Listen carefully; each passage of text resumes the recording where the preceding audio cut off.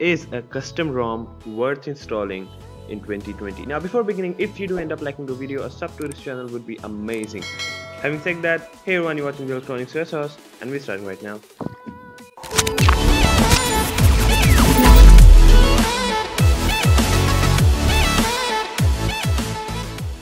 For the record, this right here is the Samsung Galaxy S4 Mini, a 2013 smartphone rocking Android 10. I want to make things very clear. There's no simple yes or no answer to this question. The answer basically depends on how old your phone is. If your phone is say more than 2 or 3 years old, and especially if it is a Samsung or an MI phone, flashing a custom ROM might be a good idea.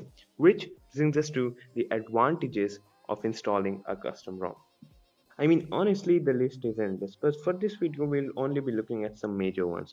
First and foremost, performance enhancement. With custom ROMs, you can remove annoying bloatware from your phone. Custom ROMs also come with custom kernels, giving users the ability to overclock and underclock their devices. Number 2, battery enhancement. Again, like I said, with no bloatware on your phone and your device underclocked, you can save a ton of battery. With certain modules, you can also restrict the background data and battery usage of apps, which can also help in saving a lot of battery.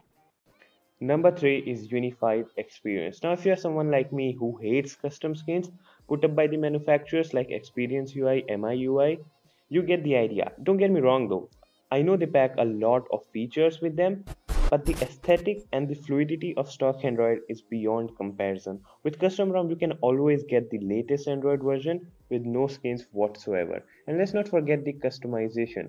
From clock styles to battery percentage styles, you name it.